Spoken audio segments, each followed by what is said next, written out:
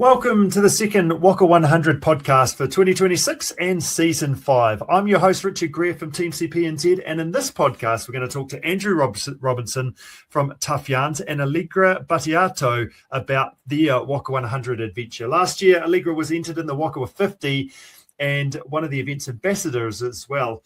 Andrew at Tough Yarns convinced her to move up to the 100 event with just 2 days to spare prior to race day. You might have come across this story, but it's pretty cool to actually share what went on behind the scenes and how they actually executed race day and what it meant to both of them as well as part of that. So we're going to have a good chat to those guys, and I think you're going to learn a lot from this as well. But before we get to that, this podcast is about yarning to some good people and sharing experiences and stories and learning along the way. But we also want to get you organised for race day as well, with your nutrition, your mental skills, your gear, by educating you, etc., etc. At Team CP, we coach a number of mountain bikers taking on this challenge. And one element that's often overlooked is strength training. Might seem a bit boring sometimes. It's the last thing we want to do. We want to go out and ride our mountain bike. Now, that is really important. I'm not getting away from that. Riding your bike is going to make you specifically fit, and riding your mountain bike is going to help your skills and all that sort of stuff. But strength training, how we incorporate that, a little bit depends on your goals. It also depends on how long you're going to be out there for as well. And in my opinion, it actually probably becomes more important the longer we were going to be out there for. Strength training is about improving your force production. Can you move more force through your pedals effectively? So it's a time well spent, first of all. If you're doing some building up to do some heavier weights, it is going to help your force production, power production, be able to push the pedals and go faster. That's definitely going to happen. The other thing that happens as a result of strength training, specifically Whaka 100, is the event gets really hard. It's often your upper body that fails before your lower body does. So actually doing some push-pull movements as well, some bench press, some rowing movements, etc., some press-ups is also really important too, getting that upper body strong. And then I talk about press-ups, we're talking about planking, we're talking about all these sort of core type exercises. It's actually being able to hold your body together so you can actually keep moving and make good decisions and put your body and bike where it needs to go, and improving your balance too. So that's super important as well. Specific strength on the bike is obviously a key thing. Riding up hills is a strength activity. Riding up hills in a slightly harder gear than what you're used to is also a strength activity. But from time well spent, definitely think about the gym. It doesn't have to be rocket science. Head to your local gym, do some bodyweight stuff. And obviously, as always, if you need a bit of a help, the best way to get in touch with us is click on it, go to our website, click the book a call button, and I can have a chat to you about just some ideas about how that might help. I also need to address the elephant in the room. If you're watching this podcast, there is a black eye. There is a bit of a skin off on my nose there. It is nothing to do with mountain biking. I just have to say that rugby and wrestling are probably not a good idea. So I can still ride my mountain bike, and we will be back. But enjoy this podcast. It's pretty fun sharing stories and sharing these great Whaka 100 participants of getting to the finish line. Cheers, team, and we'll catch up with you soon. And welcome to the podcast, Andrew and Allegra. How are you guys today? Great. How are you? Yeah, Very good. We've got a thumbs up from Andrew as well. That's a story. Hey, super excited to have you guys on board and to share your Whaka 100 story. Was going to be a Whaka 50 story, Allegra. It turned into a Whaka 100 story. For those that are listening out there, some of you might have come across this pretty crazy adventure that you guys come up with last year. I'm keen to know the background. Tell us the story of how it all started, and maybe that needs to start with you, Andrew. Yeah, cool. Thanks for having us. Yeah, I started a project middle of last year, asking complete strangers to jump into Lake Wakatipu in the middle of winter for mental health. And my logic is that if I could ask a complete stranger to jump in a freezing lake in the middle of winter, then someone could ask for help or have a meaningful or difficult conversation. Okay. And I have done a lot of endurance sport. Done a couple of expedition races, done a few 24-hour adventure races, done some 24-hour obstacle races, bit of ultra running. Yeah, I've dabbled, to say the least. And can I just, before you go too much further, Was it successful getting people to jump in Whaka? That's the coldest lake, even in summer. They're colder, yeah. But it's pretty cold. I have to rate it as pretty cold. Lake Tekapo has a sting to it. It does, yes. So I had people in every day for 100 days. Wow. And on average, it was probably 1 in 3. I thought I was going to be asking 10 or 20 people before I found someone each day. Wow. And was there bribery involved? Were there hot chocolates and warm towels or anything involved? I offered the hot chocolates generally afterwards. The towels were definitely there. So that was, it was always good fun when people go, I'd love to, but I don't have a towel. And I'd always ask if that's their only objection. And they'd say yes. And I'd be like, sweet, let's do this. Let's do it. So yes, that was really successful. And then must have been September, I think, I reached out to Meryl Race Tekapo. Mm-hmm. I've done a bit of work with Meryl for over a decade now. So I kind of reached out to Race Tekapo and proposed that I find someone who's done the 21K or is entered the 21K, and I find them on registration day and ask them to do the 32K. And that was successful. And I had a young girl do that, and it was awesome. And then I can't remember if I reached out to Whaka or if they reached out to me. I'm going to be modest and say I probably reached out to them. I'm not that cool. I wish. But they were keen. So kind of arranged it all. They recommended a couple of people that if I could find these people, that I speak to them. And one of them, her name was Allegra. And I never heard of her, never met her before. And I sat down. I remember us sitting down and having there's probably maybe 8 of us having coffee. And I just kind of told this group of people what I was doing. I was finding someone to step up from 50 to 100K and ask them at registration if they would step up from having entered the 50K to enter the 100K. And I just told this group of people. And then I said, there's a couple of people that I've been recommended to talk to. And then this girl and her husband, sorry, correct me if I'm wrong, husband, right? Yes. Sit down. And we all introduce ourselves. And she's like, I'm Allegra. And I was like, oh, you're Allegra. And she's like, oh, do you know who I am? And I was like, no. Just someone told me that I should probably do like an interview with you or something. And all of her friends, I could see them go, she's the one that he's going to ask.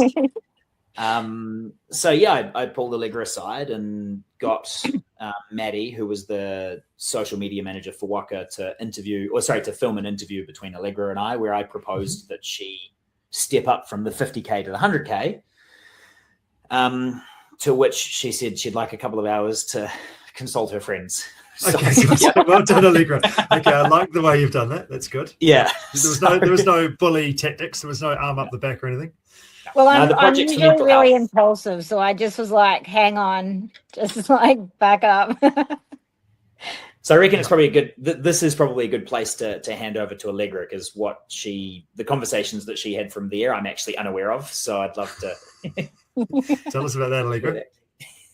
What was your thought process? My thing to spring to my mind was, how much is it going to cost? Because you pay for the 50, pay for the 100, but there's other costs that we have to deal with as well, isn't it? The cost of sitting on your seat for so many hours, the cost of how your leg's going to come up at the end of this, the cost of the trails are trickier in the 100 opposed to the 50. There's all these things. I had no idea.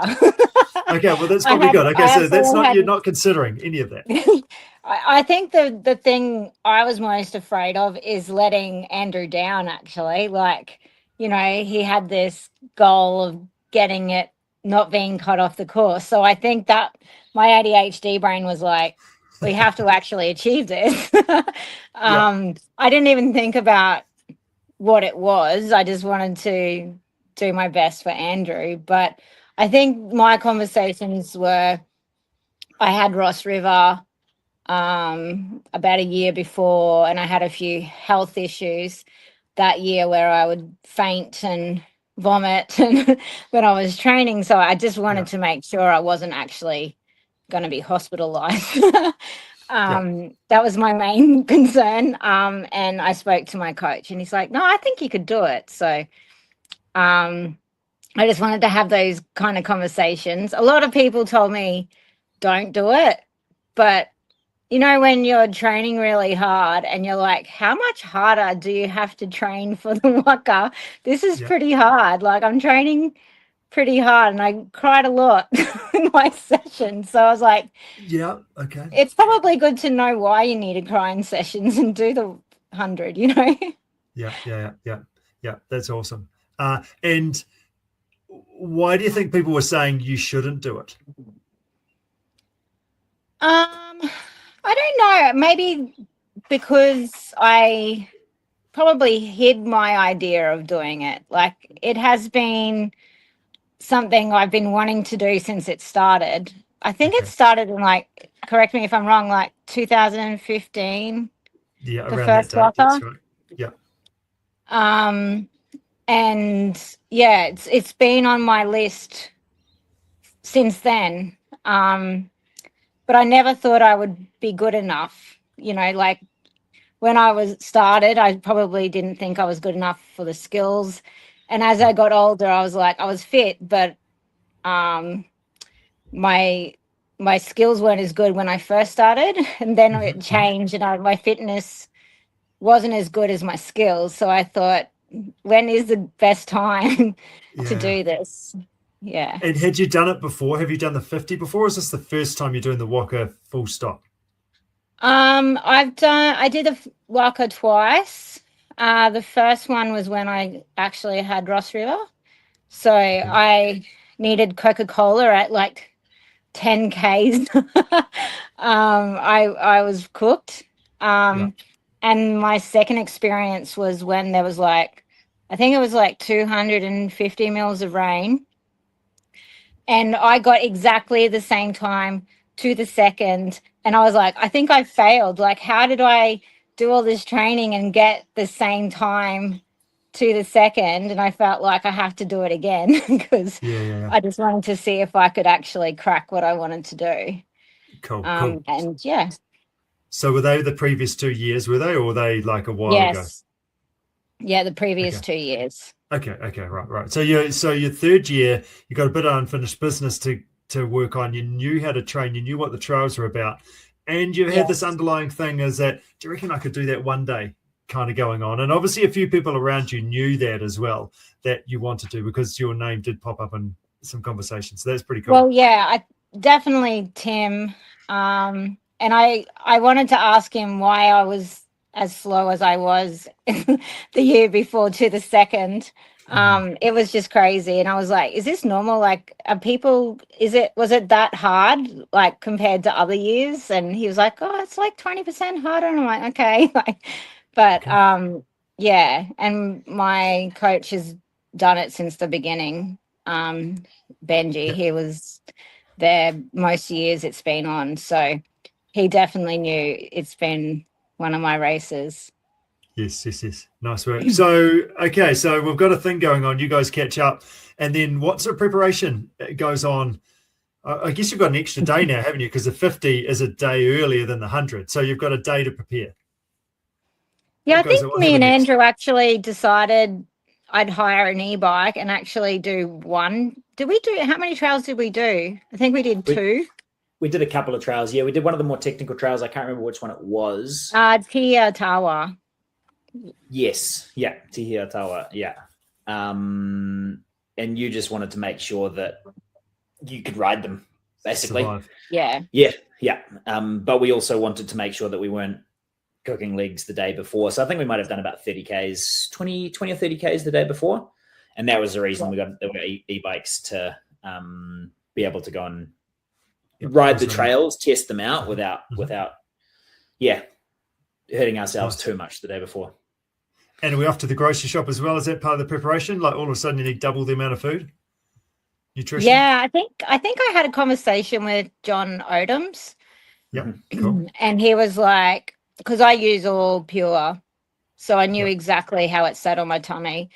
And he I do have a video of it too, where he was explaining, okay, what are you used to? Maybe this is what I would do. And I'm like, oh, that's kind of similar to what I would think. So I just made sure I had a lot of goose and a lot of nutrition, race fuel, and just drank a lot of water and ate to carb load. Nice. But obviously I carb loaded a little bit more because I was supposed to race that day anyway. So I was carb loading for 2 days or something. Happy days. Good times. So that's a positive with this whole thing, isn't it? So Andrew, you've done a lot of that, like you've done a lot of these races. You've also helped people do hard things and slightly crazy things off the bat when they're not prepared, not kind of ready for that. What advice were you giving to Allegra, I guess, the day before and the morning of and on the start line? What was some of the words or conversations you were things that you were trying to share?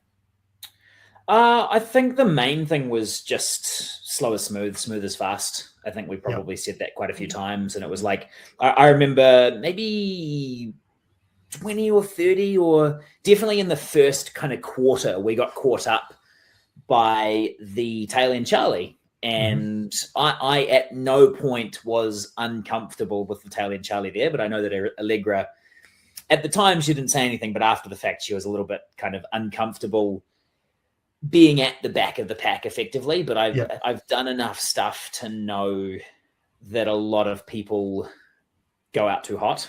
And then they're lying on the ground, cramping, having a horrible time. Whereas you're Allegra at that stage when the tail end Charlie caught up, were you like pedal faster, I can't have this, or will you just do what Andrew reckons we should be doing? I know how I race, and I like, not that I knew how I'd go, but I know I can catch. Normally, I kind of catch people within that 50K mark that blow up.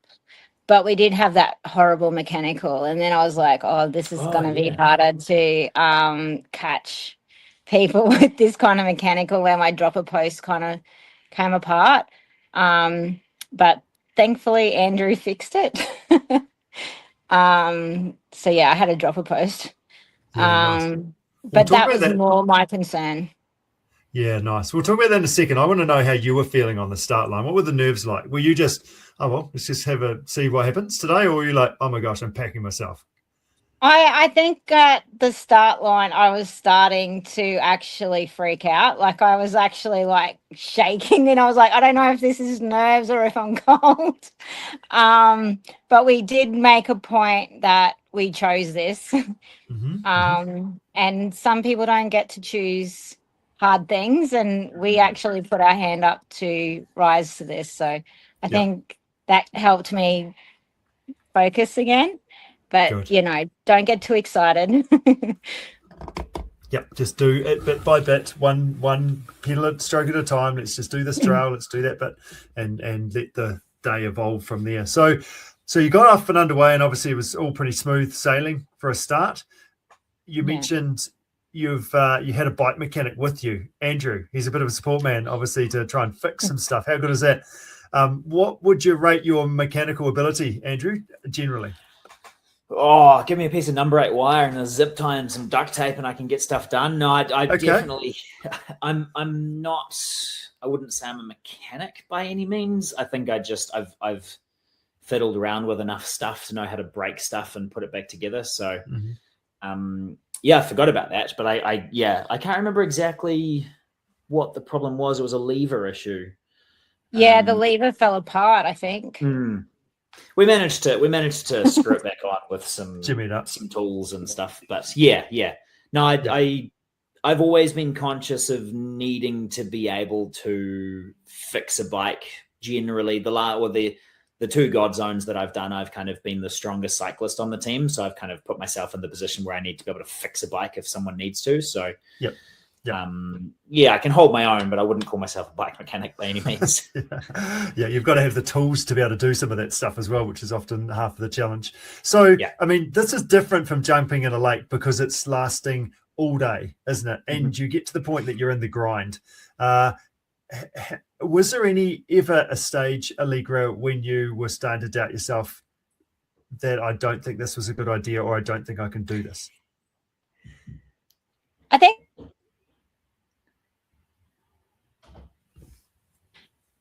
lost her. No, she's back. The 50. Sorry, we lost you for a second, Allegra. It's okay. Yep, start again, Allegra. Is that okay now? You can hear me now? Cool. Probably, that 50K mark, because I guess that's where I knew how far all my training sessions were like 60K, but never that much climbing. Like, by that time we'd done like 2,000 meters, which I didn't know until the end. But at that point I was probably like starting to doubt myself, but then we just kept seeing people and I was like, oh, okay, we're not alone. And we gathered these really cool guys and we kind of kept each other going, who I still talk to, like Thomas and Matt Thompson Matt Thompson. No, there was another guy. Yep. Yep. Actually talked to Thomas on the podcast last week, so we've got a bit of his story on the other angle from sort of him talking about you as you're riding and looking strong. So that's pretty funny. Yeah, the other guy it was funny. I got a cramp. I've never had a cramp in my life. And we were in the middle of like Kung Fu Walrus. And I was like, oh, this cramp's so bad. And Scott Chapman kind of came out of nowhere. It was like my guardian angel. And he's like, here's cramp stop. And I was like, okay. And I had never used it before. And I started spraying it on my calf. Like, he's like, no, you put it in your mouth.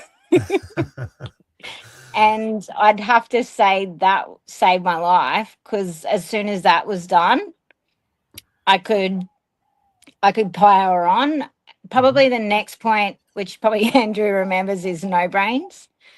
That was a really tough climb, and I knew that was probably the descent that I've only done once, maybe 2 years ago, and it was probably the most challenging spot. And I guess it's that end of the race where your emotions and I was like, I don't think I could do this. But thankfully Andrew just guided me down and I got around the track.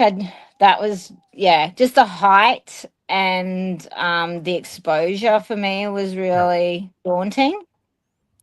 And then after that I think I got this fake sense of security and Andrew's like, slow down. He says, what are you doing? No, it's too much. I'm trying to talk to you and you're off.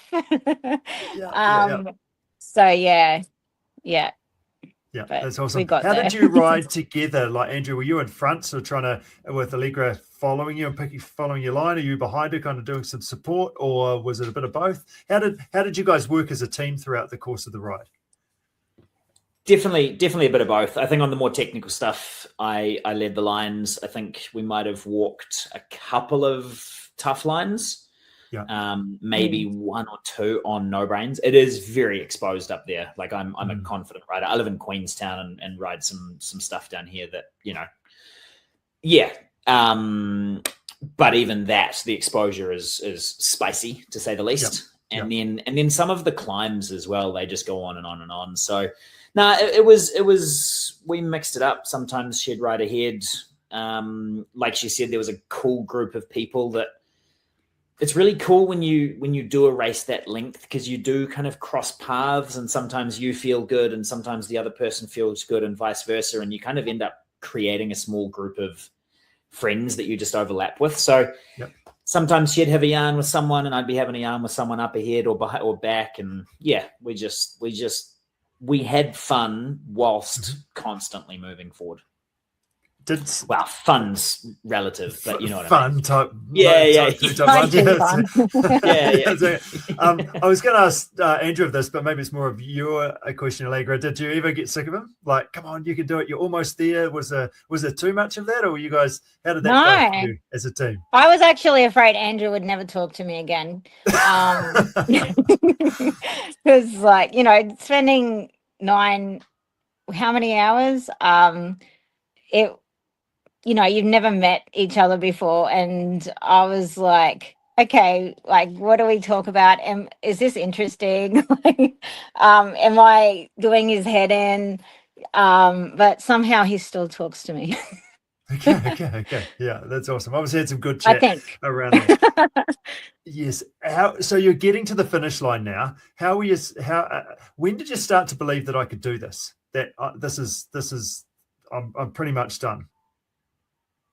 Or was it Probably down the after, finishing because I sheet? also didn't know about G Rock. Yeah. And I can't, that track at the end of it, it's like, holy moly. I think after that, because you're kind of going, it's 100 Ks. Is it, how much further is this track? Like, Yes. is it another 5 Ks? Is it another 10 Ks? But once I knew Yeah. where Rosebank was, I think that was when I was like, I think we're going to make the cutoff. Yeah. But I tried not to be too ahead of myself at any point, because I was like, when you get too ahead, you lose you lose your focus. You got to just stay present, especially in those kinds of trails where if you lose focus, that's when you have an accident. So I Yeah. didn't want to get too excited until I knew how, when I was at Rosebank, I think. Yeah, good. That's a great advice actually for others, isn't it? Like as you're starting to think, I'm getting there now, but there's still plenty of bits that can buck you off. So you've got to keep attentive and stay focused. Was there ever a time that you're like, this is really hard? Like we talked about type 1, type 2 fun. Did you ever get to type 3 fun? Chance of like not making it, not carrying on? Like were you ever, I want out? This is too much? Yeah, I'd probably say at the No Brains Hill. Mm-hmm. I think Andrew had to literally pull me up that one. I think you even see it in one of the reels that Andrew makes, and you just hear me going, like, just dying. Yeah, especially when I have been trying to train for bigger hills, but Mm-hmm. nothing can really prepare you unless you've done those hills constantly, I Yeah. feel. Yeah. Like, Yeah. yeah, yeah. But that was Nice. probably the breaking point. No Brains Hill and no brains. Yeah. Yes. Yeah, nice work. And how did it feel once you crossed the finish line?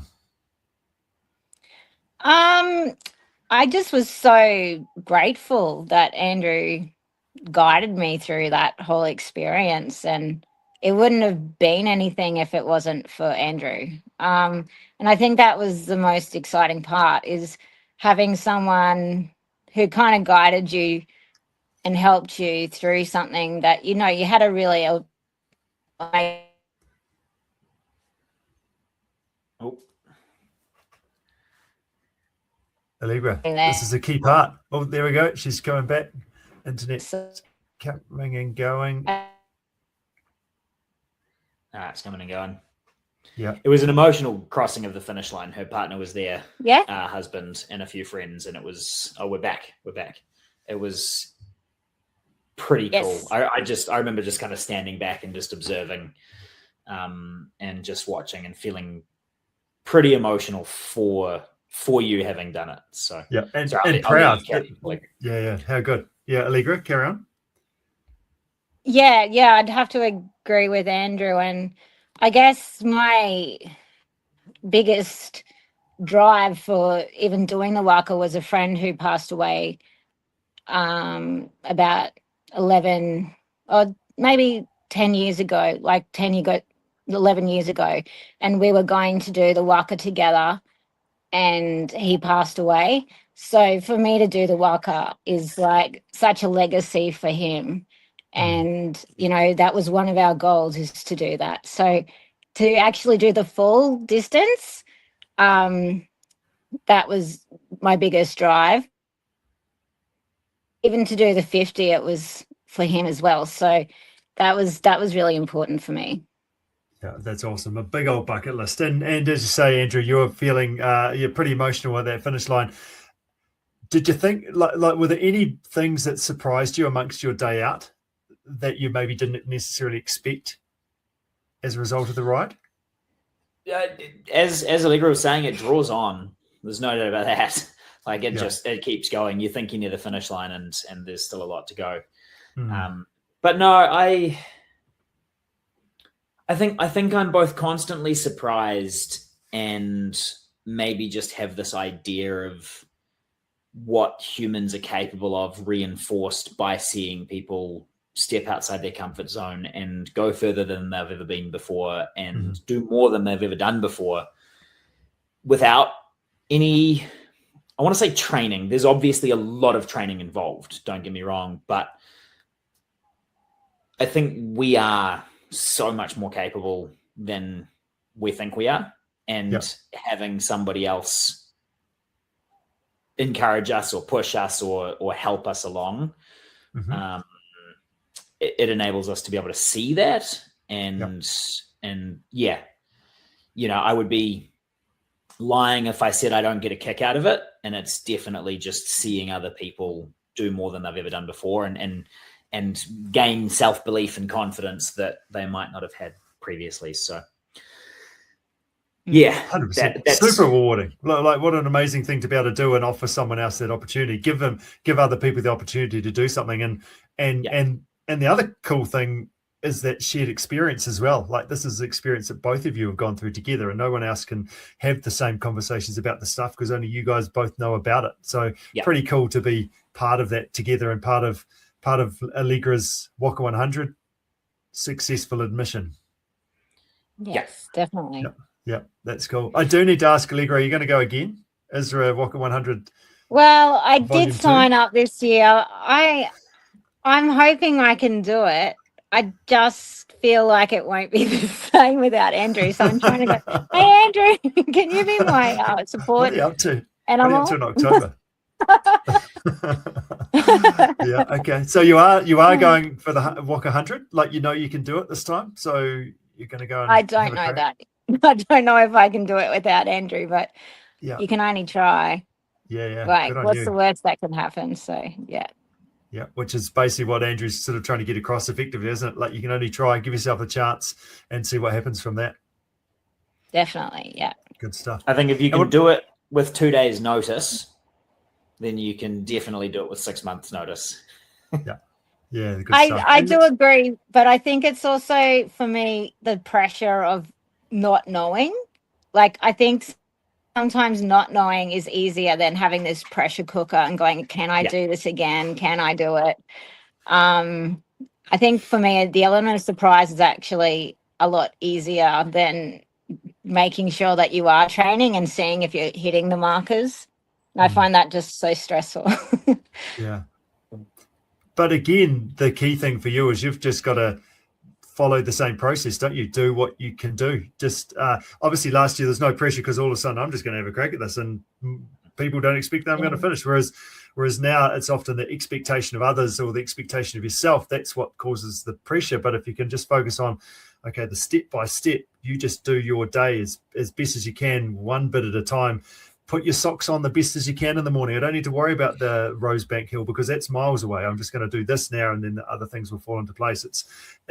I guess it's that enjoying the journey element that you guys were able to share together this time around. Definitely. Yeah, definitely. Yeah. Sharing that journey, definitely. Yeah. Nice. Andrew, will you be back again? Is this a thing you might have another crack at, or are you off to find somebody else in another adventure, another element, or another thing to sort of share this? We'll see. Yeah. Okay. Yeah, there's a huge number of moving parts in my life at the moment, so I'm trying to juggle them. But I also wouldn't want to publicly announce it. If I'm going to try and sneakily encourage someone to step up from X distance to another distance, then can't plaster that every other as it takes away from the element of surprise, doesn't it? People will start training for a longer distance. Please pick me, Andrew. That we were lining up in the line. Absolutely. Yeah. No, that's fantastic. And so in terms of, I guess, moving forward, like tell us more about the Tough Yarns and what you're looking to try and do there, because obviously that was the driving force to take you into this one. Tell us about that, how people can support that, how people can find out more about that. Any social media except for LinkedIn, just Tough Yarns or toughyarns.com. I don't have a thing against LinkedIn. I just didn't see the value in doing it. But the goal is to encourage people to step up, to do difficult things and have meaningful conversations. I think I've grappled with my own mental health since I was probably 12.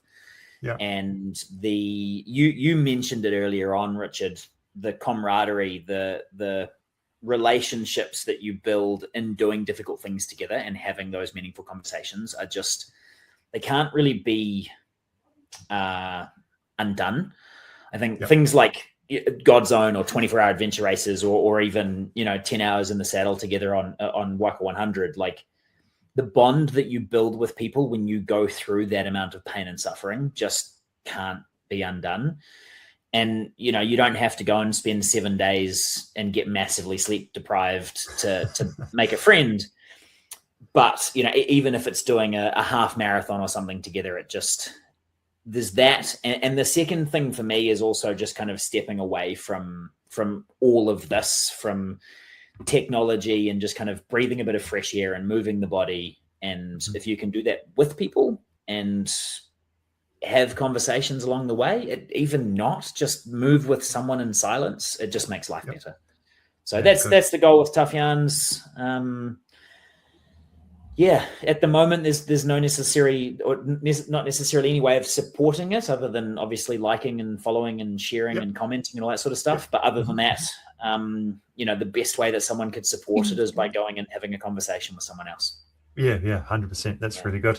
So, Allegra, to wrap up, what's your sort of key piece of advice you'd give to someone else in regards to turning up to the Whaka 100, the Whaka 50, Whaka Miler, Whaka 25 around the whole event? What's some, race day training advice? Training advice, I would say, is just start. Try and do your best. Like sometimes I was looking back through Training Peaks and I'm like, so many days I didn't even finish my training session, but I did start it. And gym, the one thing I did do is 2 to 4 sessions of gym or Pilates and just build muscle so that you can hold on to those handlebars a little bit. I do feel like it's not just about on the bike, it's the other things that help you get strong. So you don't have to focus just on riding. Yeah, good. Okay. And then a race day tip for others, piece of advice? My race day advice, probably if you chose to do it, you can finish it. Okay, and it's your choice. Look at the views. They're bloody stunning. You have this type 2 experience, but when you get to those climbs, it is the best view. So, if you're hating it, just look. It's that easy. Good. Take yourself away from it. Remind yourself of what you're actually doing. You're not at work right now on a Tuesday. That's at right. 10 a.m. You're actually out and amongst the scenery. Good stuff. Hey, thank you so much, team. I really appreciate you taking the time to share. And I know a lot of people are really going to appreciate this chat we've had and your epic adventure you had the last time round, and all the best for the next adventure. Thank you. I need it. Good job. Cheers, team. Cheers, Richard. See ya. See ya.